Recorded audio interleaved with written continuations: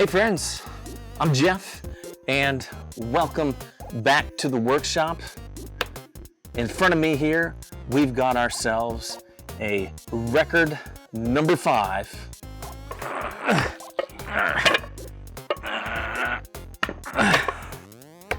Made in England.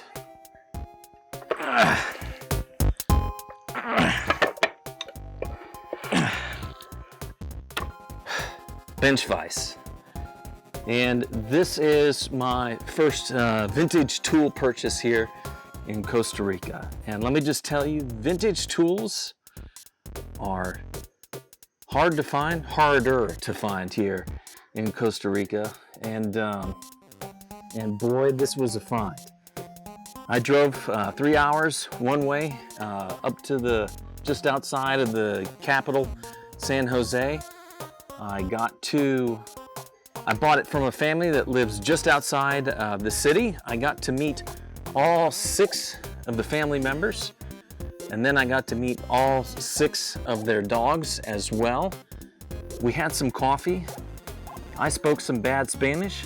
They spoke some bad English, but together, as I like to say, we spoke some beautiful Spanglish. So a wonderful time overall, just going up there, getting to meet some very nice people, and adding this wonderful bench vise to my collection. So I tell you what, let's not waste any more time. Let's head up to the command center and let's talk about what we're going to do with our record number 5 bench vise.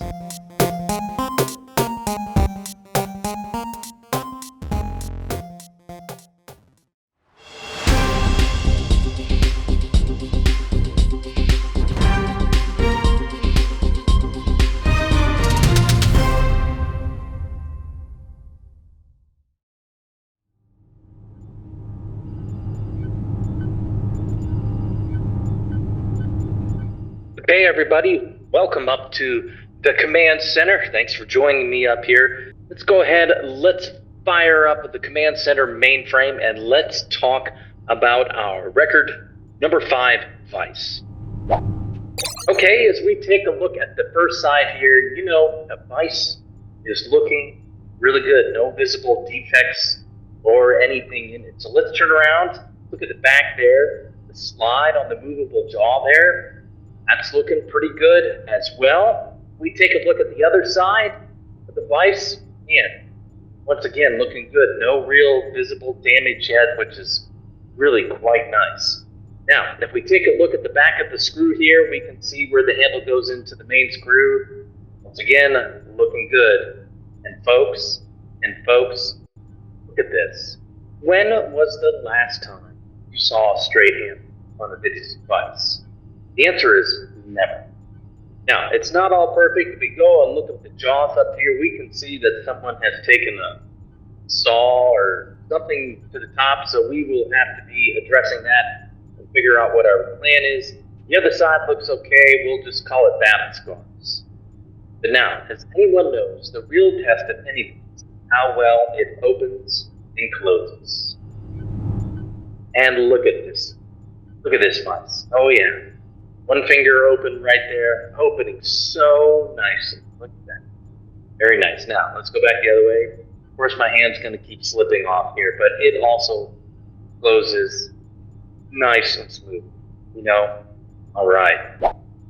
So, folks, basically, we have a pretty good vise here. It certainly has a few flaws up on the jaw there that we'll figure out, but it looks to be in pretty good shape, so hopefully this will just be kind of a straight disassemble and clean up and paint and get it back together.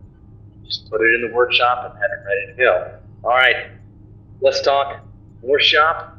Let's get to it.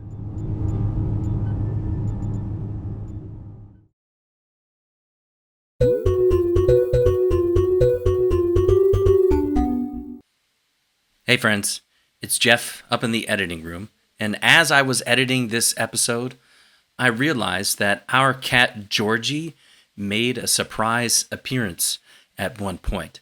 So I want to issue a little challenge to you. If you happen to see Georgie in the video, go ahead and leave a comment when you saw him, at what time point, and I will award you extra bonus points in the comments. So look for Georgie, leave a comment on when you saw him, what time you saw him, and I will give you bonus points. All right, back to the show.